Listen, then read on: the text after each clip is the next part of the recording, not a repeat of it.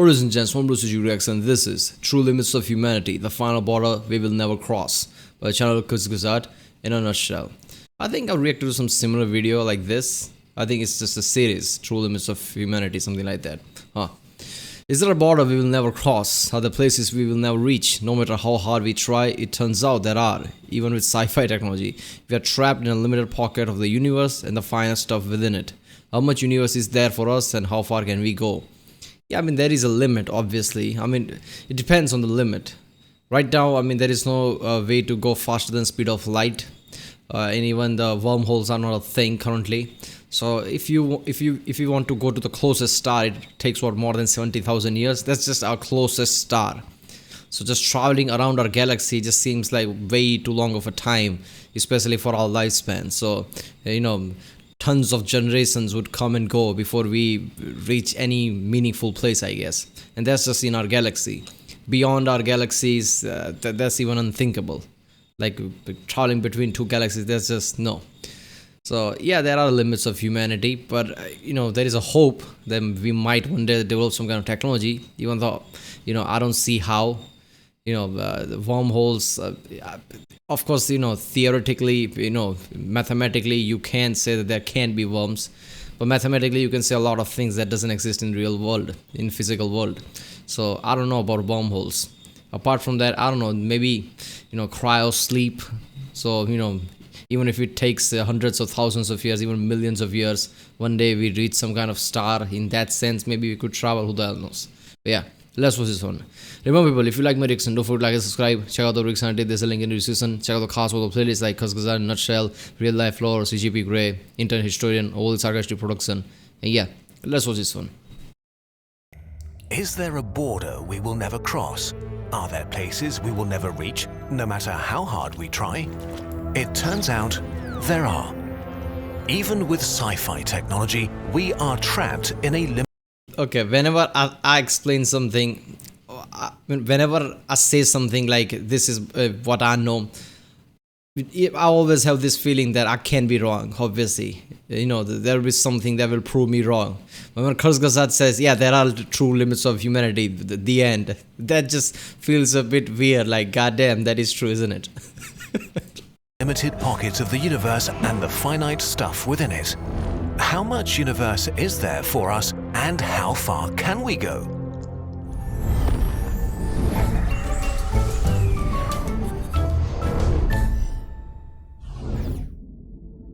If you look at the night sky, you might assume it will be there forever. Stars are born and die again in a cycle that feels endless. But it's not. Take the Milky Way. Up to 200,000 light-years in diameter, containing some 100 to 400 billion stars. How many stars do you think are born here each year? Thousands? Millions? The answer is around 3. 3 new stars per year. 95% of all the stars that will ever exist in the universe have already been born, and we live at the tail end of the age of star formation. We are at the beginning of the end of the universe as we know it. The formation of new stars will continue to slow down. But there's more. It turns out that the universe is... I mean, look, here's the thing. 3 stars per year might feel small number, but then again, what is a year to a galaxy? I mean, these are, astronomical, astronomical events, basically. The time scales we should think in should be in hundreds of thousands or even in million years. So a year is nothing. So yes, all the stars, but remember our Milky Way galaxy is 13 billion years old. With all the stars in it. So 3 stars in a year might feel small to us, but really, is it small? Because over that big time span, it might not feel that small. So yeah, I'm not saying that star formation is slowing down, but it's not like only 3 stars. But yeah, a year is not that big, that long of time when we consider our entire galaxy. Rushing away from us. The Milky Way is not alone. Together with the Andromeda Galaxy and more than 50 dwarf galaxies, it forms the Local Group, a region of space about 10 million light-years in diameter, our galactic neighborhood. Hundreds of galaxy groups like the local group make up the Laniakea supercluster, which itself is only one of a myriad of superclusters. In total, there are around 2 trillion galaxies that make up the current observable universe. Unfortunately, even if we could travel at light speed, around 94% of the galaxies we can see are already unreachable for us forever. Let this number sink in. Look at that shit.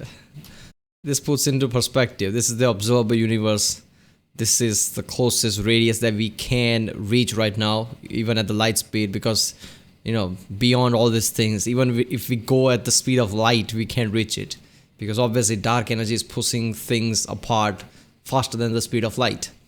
Now, everybody, you know, just thinks like, oh, isn't that sad? You know, dark energy is so mysterious. First of all, we don't understand anything about dark energy or the dark matter. So dark energy could just very well be just a property of space. We know space is a thing, you know, space bands and everything. So space, it could be just a property of space that things accelerate, you know, in it or something. But yeah, only this is the part that, you know, we can reach even with the speed of light. Beyond that, it's just, you know, basically it's too far away for us to reach. Even if we could travel at light speed, around 94% of the galaxies we can see are already unreachable for us forever. Let this number sink in for a moment. The simple fact that there's a limit for us and that there is so much universe that a human will never be able to touch is kind of frightening. Yeah. Why are all of these galaxies out of reach already? That's the frightening thing, isn't it? Whenever something's told like, this is your limit, you can't do more than that, somehow that is the thing that hits us the most. Like, I mean, we know that we have limits. We always know that, you know, we have limits, but we never know what our limits are. When it's shown that this is your damn limit, it hits us really. So, you know, just knowing that we will never be able to pass that regardless of what, just somehow it feels really grim, like holy shit. Well, it all has to do with why there are galaxies in the first place, the Big Bang. We're simplifying here, but in a nutshell, about 10 to the power of minus 36 seconds after the Big Bang, the young universe was a very small bubble of energy. It wasn't completely uniform though. Some parts of it were a tiny bit denser than others, which had massive consequences.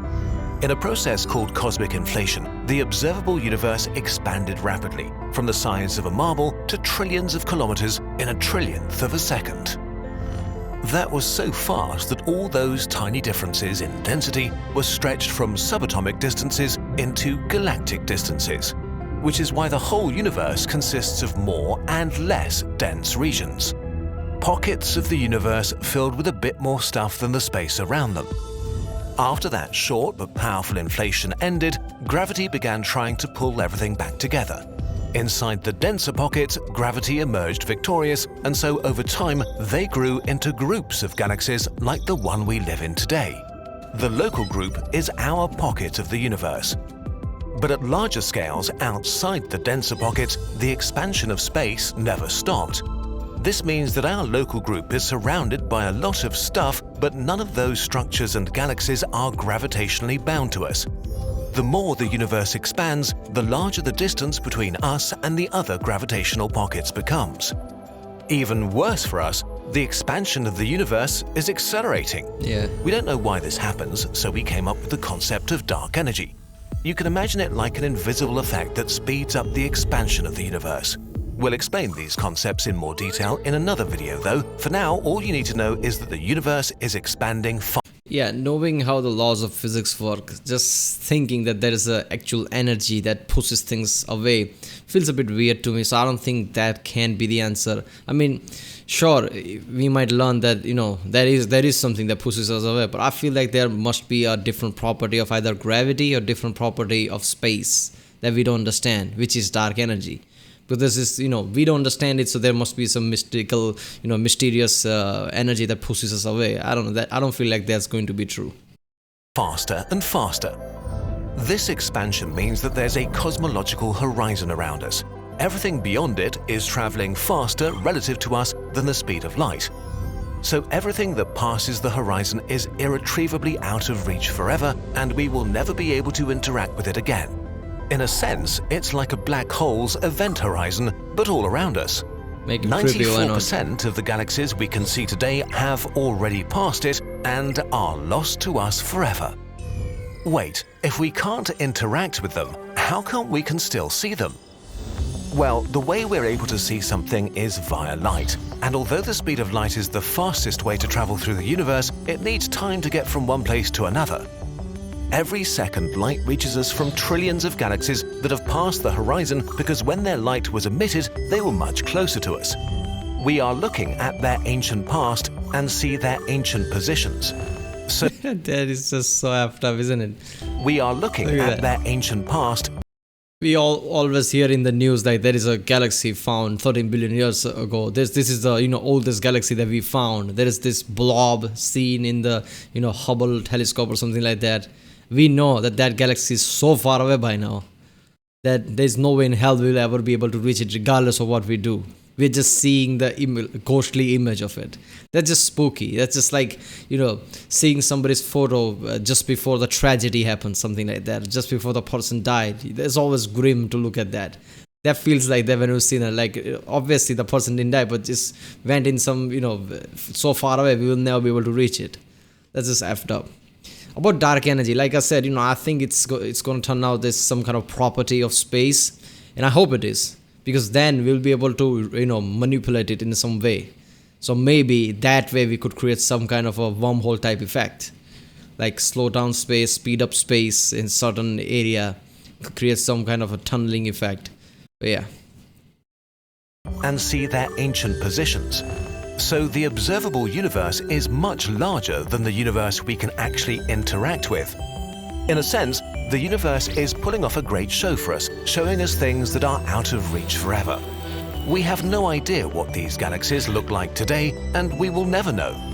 But we will be able to observe them for a long time as their light hits our telescopes. Interestingly, this means that currently the observable universe still appears to be growing as more and more light released by super distant galaxies billions of years ago is arriving at our doorsteps. Still, all the pockets of the universe outside the local group will one day pass our cosmological horizon. Once they do, their light won't be able to reach us anymore, and from our perspective, they will fade away into darkness. Every second of your life, 60,000 stars pass the horizon. Since you started watching this video, around 22 million stars have moved out of our reach forever. Okay, but if 94% of the observable... This is just becoming a trend from this channel, isn't it? Lots of depressing topics. Existential crisis. Goodbye, old friend. Yeah, that's gonna help. universe is beyond the cosmic horizon and gone forever, that still leaves us with 6% that is technically in reach, which is still a ton of stuff.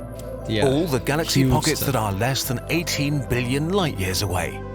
They are still moving away, but slow enough that we could physically reach them, although the chances are shrinking with every second that passes. Everything that's more than around 5 million light years away is moving away from us. But the closest galaxy groups are receding the slowest, so there is a time window to jump galaxy groups. The challenge is extreme though, even for Type 3 civilizations. Even at the speed of light, a trip to the Maphite group, the closest pocket of galaxies outside the local group, would take 11 million years. There you If go. some sort of super-motivated, super-advanced civilization takes this challenge on, its potential sphere of influence could expand to hundreds or thousands of galaxies. Although, Yeah, but this, this kind of experiment where we send tons of people in a ship, fertile people obviously, who reproduce over time for 11 million years, 11 million years journey or something like that. So in that, children of their children of their children just, take their places. What if when those people arrive there, they look completely different because it's 11 fucking million.